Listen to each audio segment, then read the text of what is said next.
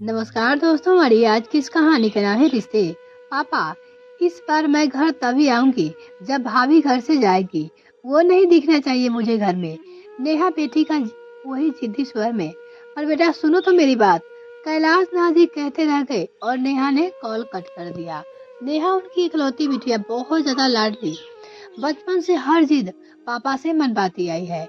कैलाश नाथ जी की जान बसती है बेटी में। उसकी शादी में वही सबसे ज्यादा रोए थे। उन्हीं के अत्यधिक लाड़ दुलार से उसे थोड़ा जिद्दी भी बना दिया था। पापा के प्यार और दुलार पे वो अपना और सिर्फ अपना अधिकार समझती थी। बचपन से ही भाई से भी इसीलिए लड़ती थी, लड़ाई करती रहती थी कि पापा सिर्फ मेरे हैं और मेरे लिए ही सब कुछ करेंगे, मेरी बात मानेंगे, मेरा शौक पूरा करेंगे और किसी के भी नहीं। पापा के हर दुलार और हर तारीफ पर सिर्फ मेरा हक है। बड़ी हुई तो पापा का ख्याल रखने और उनके हर काम करने को भी अपना जन्मसिद्ध अधिकार समझती थी। नेहा का पापा के प्रति यही प्रोफेशनल अब कैलाश नाथ के लिए धर्म संकट बन गया था। नेहा की भाभी उनकी बहू सौम्या नाम के अनुरूप बहुत ही शांत, सौम्या और स्नेही है। बिना कुछ कहे सभी का ख्याल रखती है, सबकी चिंता उसे रहती है। कैलाश नाथ जी तो अपनी हर जरूरतों के लिए ही उस पे ही निर्भर हो गए हैं। नेहा के जाने का खालीपन सौम्या ने अपने मधुर और आत्मीयता भरे व्यवहार से कब भर दिया उन्हें पता ही नहीं चला। वास्तव में कुछ बंधन मानो इस पर प्रदान ही होते हैं। बेटी से तो खून का जन्म रिश्ता होता है, परंतु बहू सौम्या का बंधन तो इतने कम दिनों में बेटी से भी बढ़ के लगने लगा था। उसके मुंह से पापा शब्द की बहुत मीठा और आदर भाव लगता था। कैलाश जी एक दिन सौम्या ही बताया था कि जब वो 3 या 4 साल की थी तभी उनके पापा का हार्ट अटैक से निधन हो गया था। उसे तो अपने पापा की ज्यादा स्मृतियां भी नहीं थी। शादी के बाद से ही वो कैलाश नाथ जी को दिल से अपने पापा के रूप में देखती है, मानती है। सुबह से उसके चाय से लेकर नाश्ता, दवाइयाँ, खाना, वॉकिंग, टीवी, हर चीज उपलब्ध करने में अत्यधिक प्रस्तुत और उत्साह भर तत्पर रहती है। बहू और ससुर के बंधन को उसके पूरी तरह से पिता पुत्री के बंधन बदल दिया था।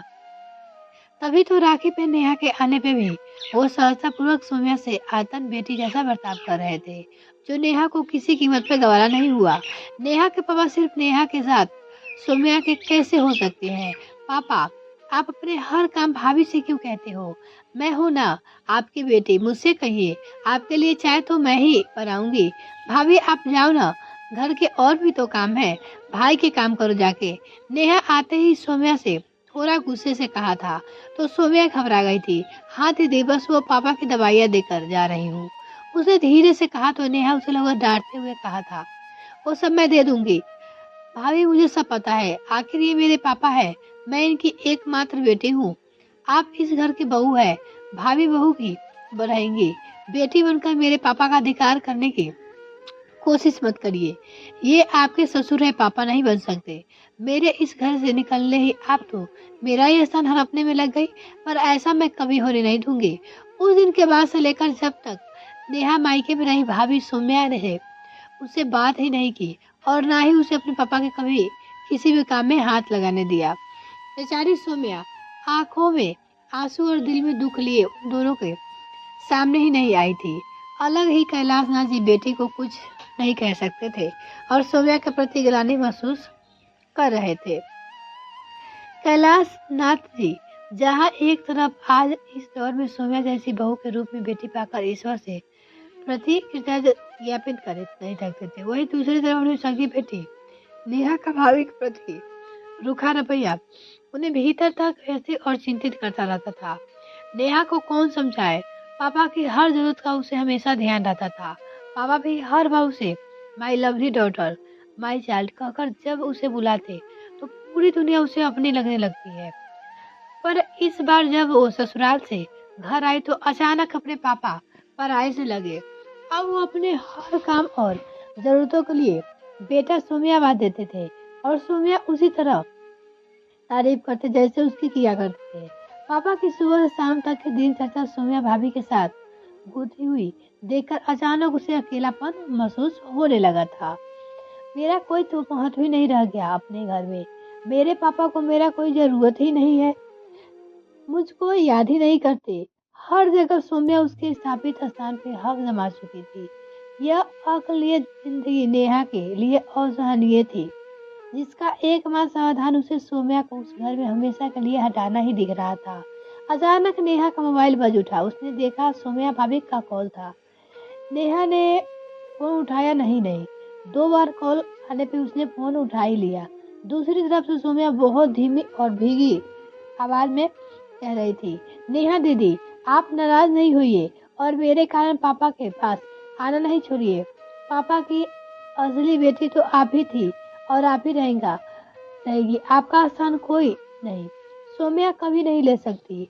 अगर मेरा इस घर से जाना ही आपकी नाराजगी दूर करने के एकमात्र साधन है तो ऐसा ही होगा। आप अपने घर से दूर नहीं आइए चाहिए। पापा की तबीयत खराब हो गई है, आप आ जाइए बस। और फोन बंद हो गया। पापा की तबीयत खराब हो गई है सुनकर नेहा व्याकुल हो गई। तुरंत पापा के पास पहुंच गई। पापा उसे देखकर खुश तो हुए परंतु काफी परेशान भी दिखे। हाँ, सौम्या घर में कभी भी नजर नहीं आई। कहीं सच में घर तो नहीं चली गई। अब नेहा को चिंता होने लगी। आखिर में उनसे पूछ ही लिया, पापा भाभी कहीं नहीं दिख रही है? पापा ने बहुत ही फीकी मुस्कान से कहा, हाँ बेटा, एक बंधन को टूटने से बचाने के लिए सौम्या चली गई। नेहा ने पापा की आंखों में झलक आ गए। आंसू और स्पष्ट महसूस किया अपने पापा की आंखों में। अचानक सौम्या का कद उसे अपने कद से ऊंचा महसूस होने लगा। मैं अपने पापा को दुखी कर रही हूँ। उनकी तबीयत मेरी नासमझी की वजह से खराब हुई है। पिता पुत्री का मजबूत बंधन तो सौम्या भाभी ने निभाया है। मैं तो अपने पापा पर इतना अधिकार जानती हूँ कि उनके दिल पे तो कोई सौम्या भाभी का अधिकार है। अचानक नेहा की आंखों से झरझर आंसू बहने लगे।